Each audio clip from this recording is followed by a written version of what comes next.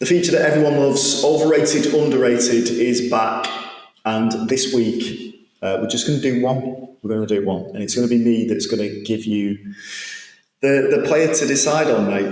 So I'll give you some clues and then you can decide, or you can try and guess who it is. I reckon you'll get this one pretty easily, though. All right, you ready? Let's go. Okay.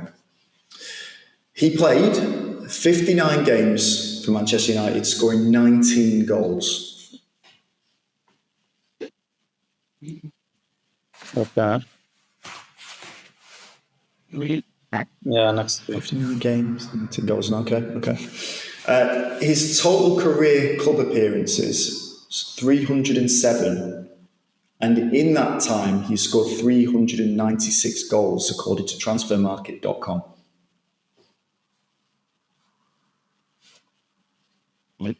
Played 300 games and he scored 396 goals. Mm-hmm.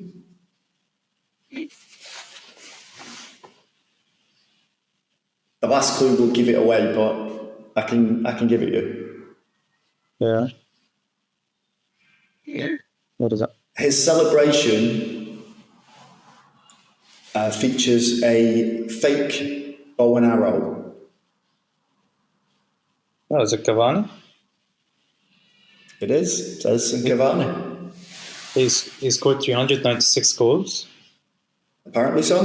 According to transfermarket.com, in 307 club appearances. His record at PSG was phenomenal, by the way.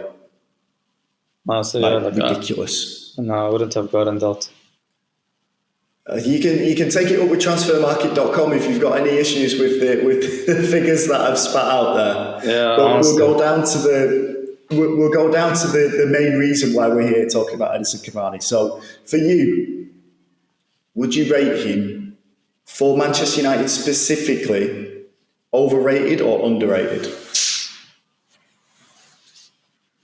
Yeah, I think we spoke about him a few weeks back. I would never say overrated. So if I had to choose, it would be underrated. I think he was appreciated. Interesting. He was appreciated in his first season. He, like I said, again, he was the best striker that we've had, in my opinion, since Sir Alex retired. So, and it was unfortunate the way his second season panned out when, Cristiano came in and he took his number 7, and Cavani started being more of a sub and played out on the left to accommodate for Cristiano. So that's when Cavani started going on those holidays, being injured, probably. But his first season at United under Ole, I think, and specifically that season, in my opinion, it was our best season ever since Sir Alex retired. I'd say underrated.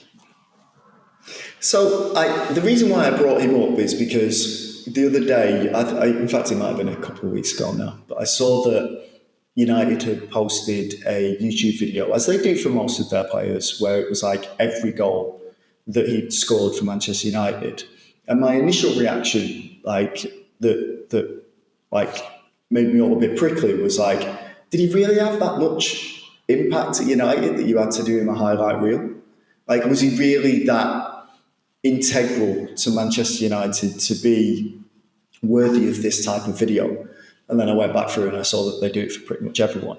But then I started thinking, yes, he was one of the last great strikers that Manchester United actually had. Yes, he was pushed out, had his nose pushed out by the return of Cristiano Ronaldo, which was ill-fated, as it turned out to be. But then when I remember what Cavani was like, he was perma-injured. But he was like Luke Shaw. He was constantly injured during league games and FA Cup games and whatever else. When it came to internationals, he was back in that Uruguay squad. He'd make a miraculous recovery and he'd be playing again. So I never quite gelled with him because I thought that he was more of a, like all great strikers, a bit selfish. I don't think he cared that much about Manchester United, even though we loved him as a player. Like, you know, when he was banging in goals, I don't think that love was reciprocated. I think he was just a mercenary out to get what he could, and I don't think he really cared that much about the club. So in that way, I kind of feel like he's overrated amongst Manchester United fans. And I knew he was going to say that he was underrated because I know that you love him as well. So I kind of set this up so that it would be like a two polar opposites of the opinion on him. But like I was looking at his injury record during his time at United. It's 25 games he was injured for, or 4 times just not even on the bench. So, I mean, that's almost 30 games that he's missed. But his international career during that same time, he was pretty much playing. Even when he was injured that last game of the Premier League before they all went to internationals, he was back in the squad for Uruguay. So I don't know. Yeah. I thought he was a really good player. I think we bought him maybe 5 years too late, and I think he could have been absolutely amazing for us. I think it was all spoiled by the Ronaldo thing, which again, I know we've already said it, really brought the brakes on his career at United. But I don't know. Don't think he really felt like an our player, even less so than Zlatan. Yeah, it's a good point you're making, to be honest. But yeah, we shouldn't forget that also his last season at PSG, he was getting injured frequently, and he was getting to that age. I think he was 34 when he was at the club. So yeah. I mean he deserves a bit of like leeway because like when he was actually there, when he was playing, he was performing and he was working hard. Let's not forget, he could have very easily been the kind of striker that, okay, like I've won it all. I'm here on free transfer for a year. I'll just walk around the pitch. But he used to work really hard. He used to run. He used to chase down defenders, even at his age. And he used to score. He used to assist as well. People seem to forget he used to create chances as well. That was a very underrated part of his game. And we need another player like him in that type of mould who can come in kind of prime of their career or enter in the twilight, that can teach those players that we have in the squad right now. Because without someone like Cavani, without someone like Zlatan, without someone like Ronaldo, even when he was there, there's no one to guide it. And they look like young boys out there unable to do anything. And like, Gyökeres might be that player, maybe, because he's like older than the players that we've currently got now. Or we might go and get someone like Delap from Ipswich, who we've been chasing for a while as well. Reports have been linking us with Matata, which I love. I love those reports. I really hope they're true.